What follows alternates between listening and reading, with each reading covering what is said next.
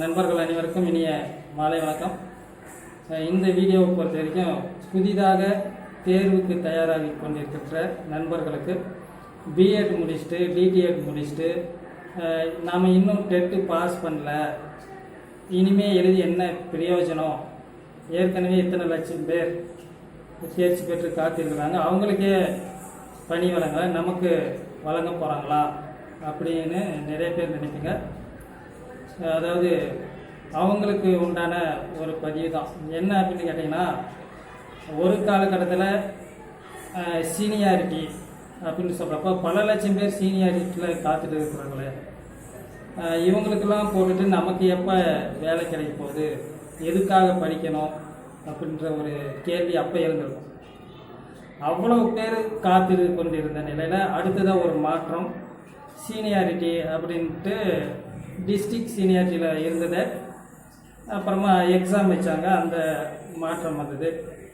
District seniority இருந்தது state சீனியாரிட்டியாக மாறினது. அடுத்ததாக அதுக்கப்புறம் தேர்வுகள் டிஆர்பி டெட்டு இப்படி போட்டித் தேர்வுகள் வந்தது.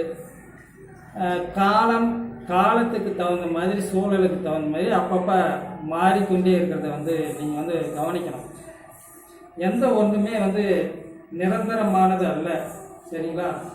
அப்படி இருக்கிற பட்சத்தில் ஒரு காலத்தில் ஹிஸ்ட்ரி படித்தவங்கெல்லாம் வேலையே கிடைக்காது அப்படிங்கிற ஒரு நிலையில் டெட்டு வந்த பின்னாடி ஹிஸ்ட்ரி ஜியாகிரபிக்கெல்லாம் ஆளே இல்லை, இன்னுமே வேக்கன்சி அதுக்கெல்லாம் இருக்குது. ஹிஸ்ட்ரி ஜியாகிரபி பாட்னிக்கெல்லாம் வேக்கன்சி இருந்துக்கிட்டு தான் இருக்குது. அப்போ இருந்தே இன்னுமே நிரப்பப்படாத பேக்லாக் வேக்கன்சி இருக்குதுன்னு நான் சொல்கிறேன்.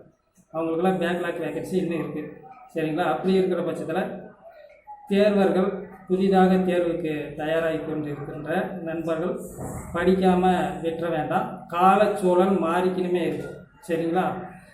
எப்படி இப்போ நியமனம் செய்ய போகிறாங்க, அடுத்ததாக இத்தனை லட்சம் பேர் காத்துக்கொண்டு இருக்கிற நிலையில் இதில் எப்படி வருங்காலங்களில் படிக்கிறவங்களுக்கு பணி வாய்ப்பு வழங்குறதுக்கு என்ன மாற்றத்துக்கு தயாராக போகுதுன்றது காலத்துக்கு தகுந்த மாதிரி ஒவ்வொரு ஆட்சியிலையும் ஒவ்வொரு கொள்கை முடிவு இருக்குது. அவர்களுக்கு தகுந்த மாதிரி மாற்றி அமைப்பாங்க. அதுதான் உண்மை. இத்தனை ஆண்டு காலம் நிரப்பப்படாமல் இருக்கிறது எல்லாருக்குமே துரதிர்ஷ்டவசமோ அதிர்ஷ்டவசமோ. 82 எடுத்து பணிக்கு சென்றது அதிர்ஷ்டமாகவும், 100க்கு மேலே எடுத்து பணி வாய்ப்புக்கு செல்லாதது துரதிர்ஷ்டவசமாகவும் இத்தனை ஆண்டுகள் இருக்கிறது யாராவது எதிர்பார்த்தாங்களா? ஆக மாற்றங்கிறது நிகழ்ந்துக்கிட்டு தான் இருக்கும். அதனால் காலத்தை விரயம் செய்யாதீங்க. யாருக்கு வேணால் எப்போ வேணால் அதிர்ஷ்டம் உழைக்கிறவங்களுக்கு இருக்கும்.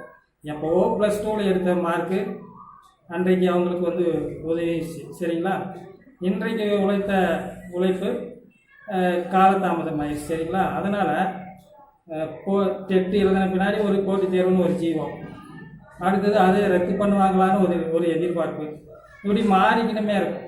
புதிதாக படிக்கின்றவங்களுக்கு இன்னும் ஆட்சி மாற்றங்கள் நிகழும் போதோ அல்லது இடையில கொள்கை மாற்றங்கள் வரும்போதோ ஏதோ ஒன்று அவங்களுக்கு உண்டான வாய்ப்பை இயற்கை சூழல் உருவாக்கி தரும். அதான் உண்மை, சரிங்களா? அதனால் யாரும் தயவுசெய்து புதிய தேர்வர்கள் படிக்காமல் விட்டுறாதீங்க. காலி பணியிடங்களோட எண்ணிக்கை ஆசிரியர் மட்டுமல்ல மற்ற துறைகளில் காலி பணியிடங்கள் எண்ணிக்கை அதிகரிக்குது. ஆனால் நிதி சுமை காரணமாக படிப்படியாக காலம் தாழ்த்தி கூட நியமனம் பண்ணலாம். நீங்கள் எந்த நிலையிலும் தயாராக இருக்கணும் அப்படிங்கிறது தான் உண்மை. தயாராக இருக்கிறது நல்லது. விழித்து கொண்டேரெல்லாம் பிழைத்து கொண்டாருன்னு ஏதோ ஒரு பாட்டு இருக்குது இல்லைங்களா? அந்த மாதிரி சொல்ல வரேன், சரிங்களா? கவனமாக படிக்கிறது நல்லது. நன்றி நண்பர்களே.